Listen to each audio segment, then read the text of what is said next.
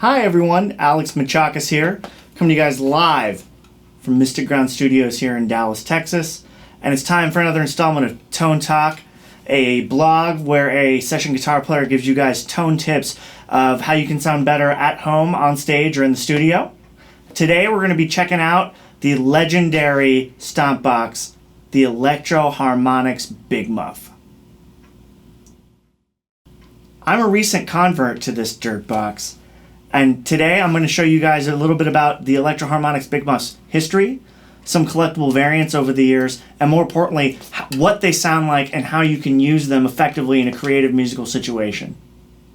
Huge thanks and a shout out to the really great Kit Ray, whose Big Muff site on the internet is a huge influence on me and I think a ton of musicians out there. Kit, hope you remember and hope you're digging that Marshall speaker I sold you this past year at Texas Guitar Workshop, man. Hope you're digging it. But thanks so much, Kit, for the great site. I reference it a lot when I'm talking about here in Big Muffs. So if you want something more in detail from what I'm talking about, I really recommend you check out Kit's site.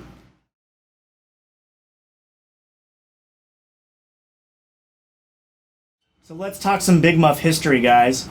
The Big Muff was created in 1969 and later rolled out in mass production by 1970 by Mike Matthews of the Electro-Harmonix Pedal Company based out of New York City. Mike Matthews created the Electro-Harmonix Big Muff to help guitarists get a violin-like sustaining distortion tone from their electric guitar when plugged into a tube amplifier. This violin-like level of sustain would help guitarists thicken up their riffs for distortion, as well as helping their electric guitar cut through the mix when soloing. The Electro-Harmonix Big Muff was made with a unique, for its time, 4 silicon transistor circuit design. This ensured that the Big Muff could be used live or in the studio in any temperature setting, and it would still function perfectly. Most distortion units of the 1960s were made out of germanium transistors, and while they sound warmer and have a little bit more brashness to them, they are very, very temperature sensitive. So if you're playing with one outside, for example, in 100-degree Texas summer heat, the stupid thing usually won't work. So the Big Muff was really created as a way for guitarists to have a kind of distortion and to have a kind of sustain in an environment that would be like playing music live and have the pedal actually be able to work. Over the years, Electro-Harmonix would adapt and eventually evolve the Electro-Harmonix Big Muff into various different incarnations as they got better electrical components. These better electrical components would help the Big Muff perform better and more reliable in live performance as well as recording situations. The very cool part is Electro-Harmonix Big Muffs are still being made today. They're being made 50 years after their original invention and original conception date. So if you still want to go buy one from Electro-Harmonix brand new, you can go to your local music store and get one no problem. As for me, I still like the old vintage ones.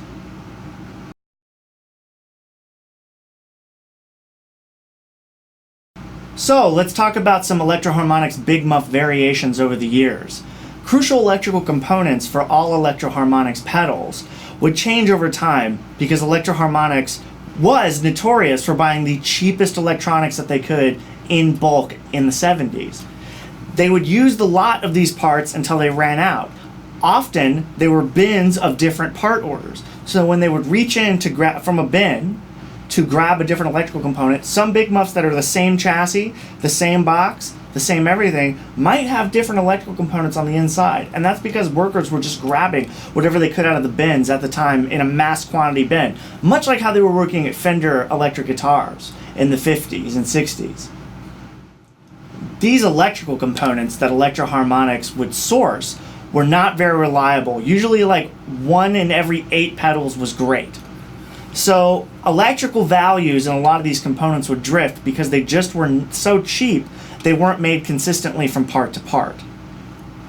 This would result in pedals that even though they were in the same box, in the same chassis, made at the same year, same pot, same everything, can sound wildly different. So one of the most important things you need to know when chasing Electro-Harmonix pedals, particularly the old vintage ones, is you should A/B at least 2 or 3 of different ones out of a collection before you make a purchase, because I guarantee you all 3 of those vintage Electro-Harmonix pedals will probably sound a little different, and you'll find one that might suit your taste better. So if you're into hunting vintage Big Muffs, there's 3 main groupings of this pedal.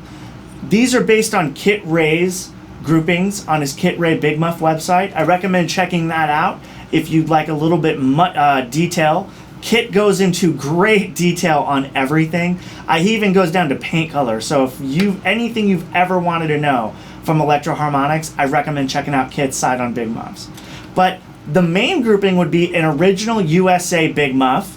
So that would include the #1 triangle muff. That was the original one made in 1969. Electro-Harmonix recently made a really great reissue of that you can buy at the store. They're only about this big. It's really great. This also included #2, the Ram's Head Big Muff.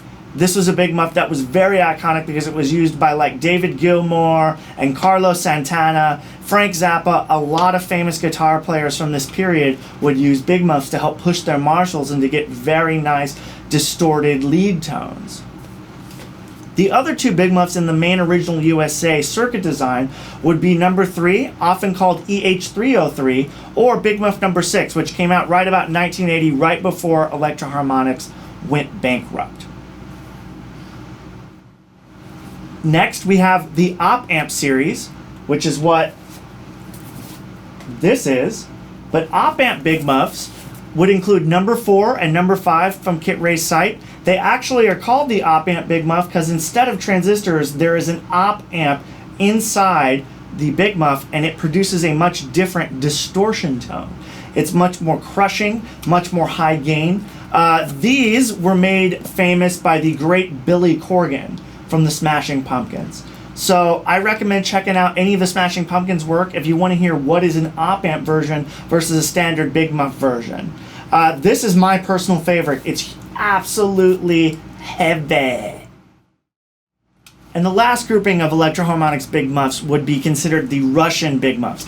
This is when Mike Matthews, after his company Electro-Harmonix went bankrupt in 1984, he ended up moving to St. Petersburg, Russia, and started using their surplus wartime electronics to remake Electro-Harmonix pedals in different boxes. These boxes were usually Russian-looking and military-style green enclosures and look really, really cool. Here's a couple examples.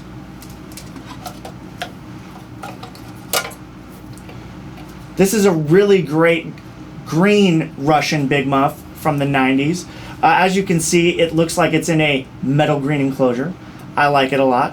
They're much better for bass guitar, a lot sludgier, and they would come in wooden boxes much like this. This one actually holds a black, see it there, we'll throw a picture over it, Big Muff in this wooden case. So they would ship in these what looks like weapons, munition cases, which is pretty awesome. So if you can score one of these black ones, they're still pretty cheap and affordable. I recommend you do so.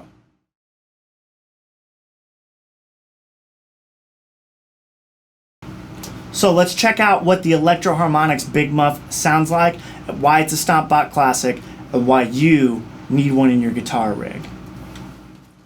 Big Muffs have what I would describe as a high gain feel. There's a lot of sustain and a lot of distortion on tap here. They're extremely loud and powerful. They have thunderous lows and can go all the way to very piercing highs if you manipulate the tone control on the unit itself. There's a unique mid-scoot tone when you kick this pedal on. That means the middle frequencies on the sound of your guitar are actually pulled out of your guitar signal a little bit. This can make it a little more difficult to record, but if you just tweak your amp a little more and adjust the tone knob on the Big Muff, you can get it to cut through the mix. You just have to find that sweet spot. I consider the Electro-Harmonix Big Muff to be a destructive effect, meaning that once it's on, it just seems to take total tonal control of your guitar's sound. There is no volume cleanup when you roll back on the volume knob. It just seems like Big Muff distortion is on or off. So I would think most players would usually tap with their foot to tap the pedal in when you want to use it. Just know you're not going to get any volume roll off. You're not going to get it to clean up. It is a nasty, woolly distortion slash fuzz unit. So let's go check out what it sounds like, shall we? I'm going to be playing through a vintage Marshall, 1970 Marshall Super Bass, going into my Strat here, the lovely Eleanor, aka Blue Baby. And I think we're going to run through this op-amp Big Muff for you today. Let's check out what it sounds like, guys.